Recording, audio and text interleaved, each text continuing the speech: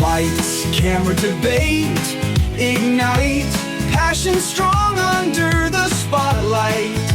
Tune in for the clash, tune in for the spark. The critic and the cynic light up the dark.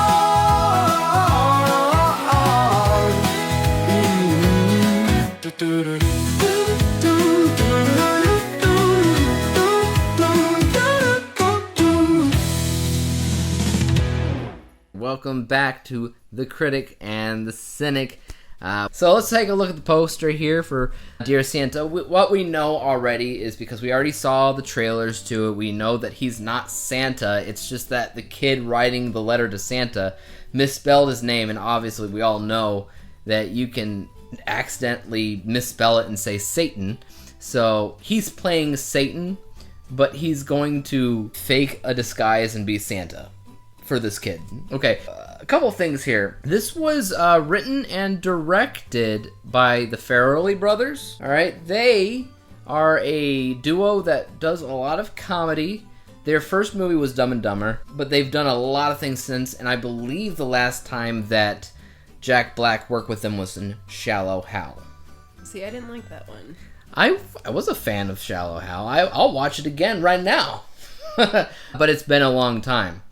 But here we have, let's go ahead and read that tagline. The tagline is, Jack Black is not Santa. That's accurate. This Jack Black is Jack Black. Is he playing Jack Black? Because let's see. No, he's playing Satan. Good Lord. Anyways, let's read the premise. Likeable 6th grader Liam writes to Santa asking him to prove that he's real. But Liam is dyslexic and accidentally sends his letter to Satan instead, who shows up at Liam's house excited to have his first fanboy letter and wanting a little bit of Liam's soul. Oh, just a little bit. Well, he probably wants the whole kit and caboodle. So, obviously, this is not Hallmark, this is not Netflix, this is Paramount. Tracked.tv's rating 68%, which lines up with everything else we've seen thus far. However, if you look over to the Rotten Tomatoes score, which the movies that we've watched so far don't have because they aren't good enough for the tomato meter critics to look at and score.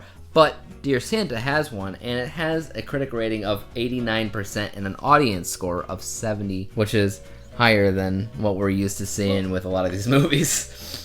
So what is this rated? PG-13? Oh, what is the rating? PG-13. So the only other PG-13 movie that we saw, as far as I know, was Our Little Secret with Lindsay Lohan. That was the only one. Yeah, that makes sense because they were kind of a hot mess. It would be arguable that they're all a hot mess in certain ways.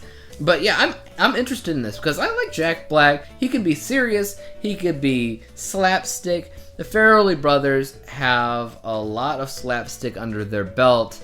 Like, they made the Dumb and Dumber 2, Fever Pitch, Heartbreak Kid, Hall Pass, the Three Stooges movie that they remade, Stuck on You, Shallow Hal, Something About Mary, Me, Myself, and Irene. So a lot of Jim Carrey movies.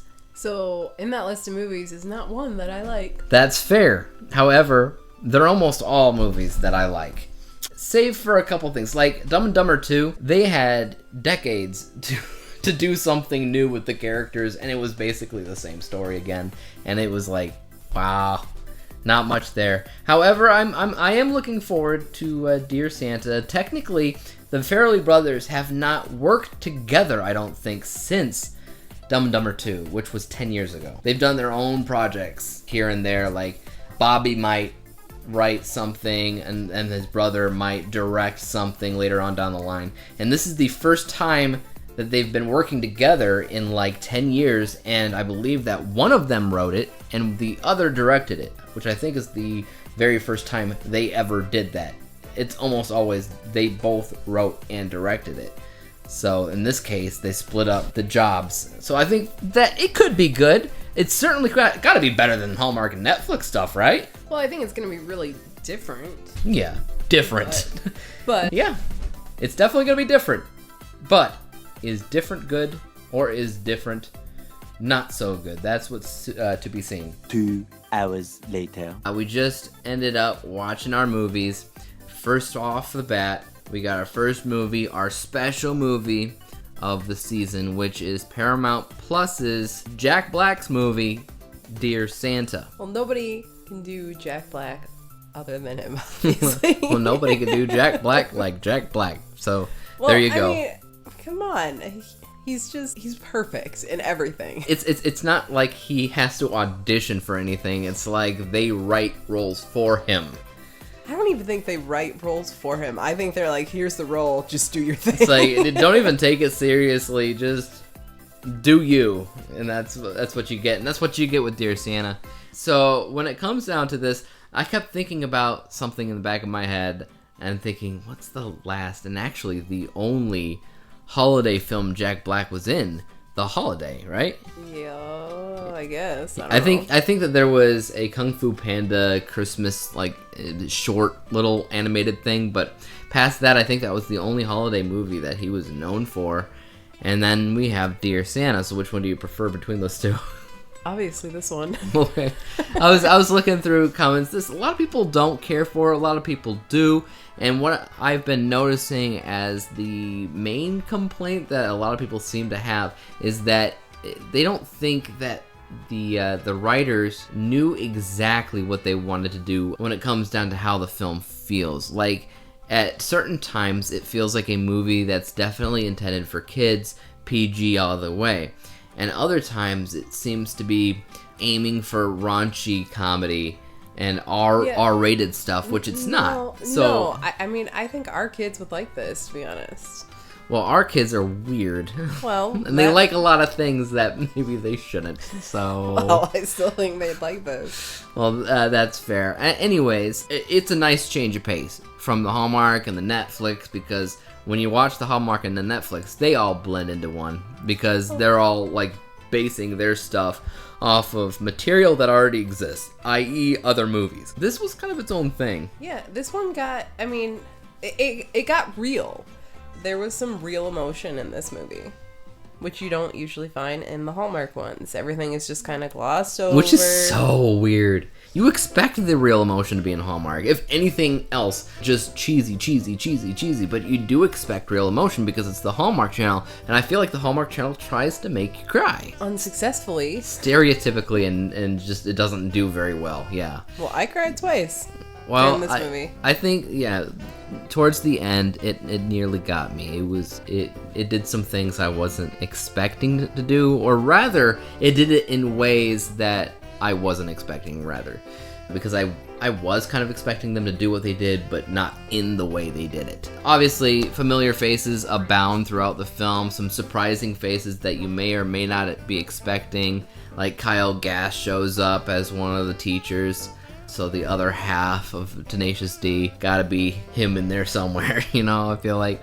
And some other comedians show up as well. Overall, I think it was a nice change of pace. I don't think it, again, necessarily felt that much like Christmas.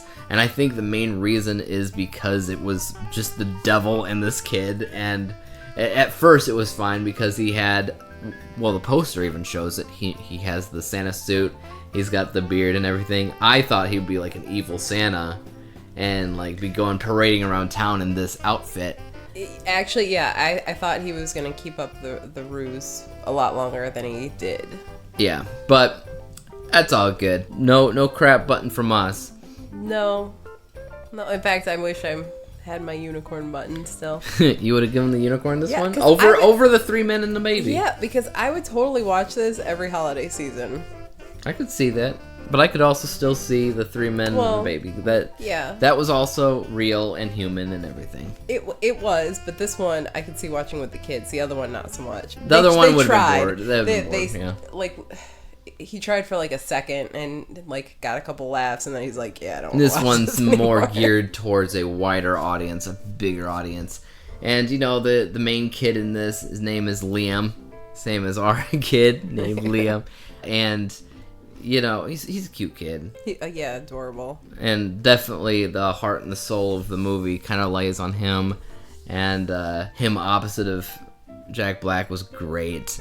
Well, Jack Black, I mean, he's done movies with kids before. I think he's really good with the kids. Yeah, I mean, the first thing that comes to my mind is School of Rock. Yeah. Yeah. So yeah, it's pretty good. I enjoyed it quite a bit. What would you rate it? I'm gonna go with 78%. That's a pretty specific number. Yeah. I think the first time you've ever ventured outside of a 5 or a 0 ending. No. 78. 78. 78. Okay.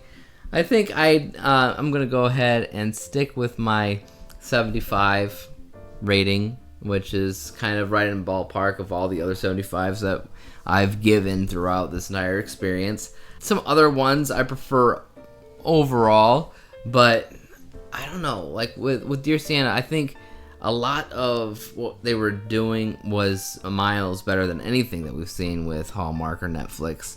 But I do also like story-wise or character-wise or whatever wise with some of the other movies as well. So it's hard for me to choose because in a lot of ways it's apples and oranges. Well, I don't know. I think this one was fun. I think that they had some real emotion, and obviously they had Jack Black. Jack Black is king. Yeah, he is. He's amazing in anything he does, so.